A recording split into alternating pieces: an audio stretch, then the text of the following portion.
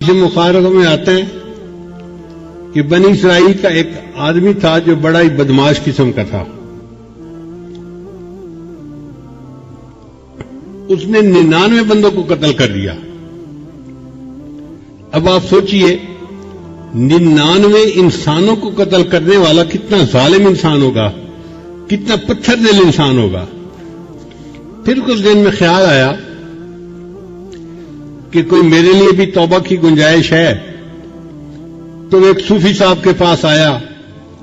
بھائی میں 99 بندوں کو قتل کر چکا ہوں، کیا میرے لیے توبہ کا کوئی امکان ہے؟ اس کے پاس علم تو تھا نہیں. اس نے کہا توبہ توبہ، 99 بندوں کو قتل کر کے آیا، 100 چوہے کھا کے بلی حج کو چل لی، تیری توبہ تو قبول نہیں ہوگی. اس نے ایسے روکھا سا جواب دیا. اس بندے کو غصہ آیا. اس نے کہا اچھا پھر 99 قتل کیا ہے تو میں سینچری پوری کر لیتا ہوں. اس نے اس کو بھی قتل کر دیا.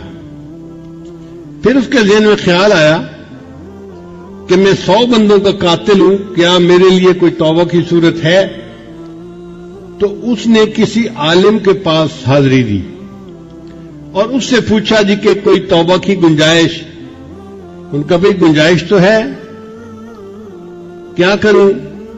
ان کا دیکھو فلاں بستی ہے، اس کا نام ہے نصرہ، وہاں علماء رہتے ہیں، مشائخ رہتے ہیں، تم ان کے پاس جاؤ توبہ کی نیت سے اور اللہ کے حضور سچی توبہ کر لو، اللہ گناہ معاف کر دیں گے. یہ سن کے وہ بندہ گھر واپس نہیں گیا، وہیں سے اس بستی کی طرف چل پڑا. اللہ کی شان دیکھیے کہ راستے میں اس کی موت کا وقت آ گیا. اب جب موت آ گئی تو جہنم کے فرشتے آئے، یہ 100 بندوں کا قاتل ہے، اس کو جہنم لے کے جانا ہے. اور جنت کے فرشتے آئے، توبہ کی نیت سے جا رہا تھا، اس کو جنت میں لے کے جانا ہے. اب معاملہ اللہ تعالیٰ کی بارگاہ میں پیش ہوا کہ یا اللہ اس بندے کا فیصلہ کیا کریں؟ رب کریم نے فیصلہ فرمایا کہ فاصلے کی پیمائش کرو.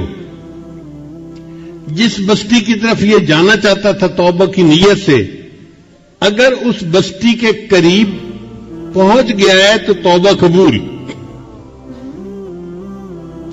اور اگر ابھی نہیں قریب پہنچا تو پھر اس کا مطلب ہے کہ ابھی توبہ نہیں ہوئی. تو فرشتوں نے پیمائش کی.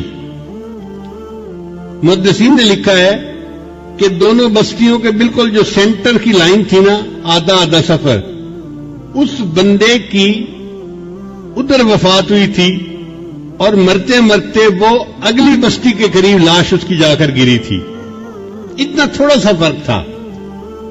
اور بعض محدثین نے لکھا کہ موت تو اس کو نصف فاصلے پر ہی آئی تھی، لیکن اللہ جانتے تھے کہ یہ توبہ کی نیت سے چلا ہے. اللہ نے بستی کے قریب والی زمین کو حکم دیا کہ تو سکڑ جا. وہ زمین سکڑ گئی اور اس کی لاش بستی کے تھوڑا قریب ہو گئی. اس پر اللہ نے توبہ قبول کر لی، 100 بندوں کے قتل کے گناہ کو معاف فرما دیا. اب غور کیجئے کتنا بڑا گناہ ہے، لیکن سچی نیت تھی اور چل پڑا تھا تو اللہ نے 100 بندوں کے قتل کے گناہ کو بھی معاف فرما دیا.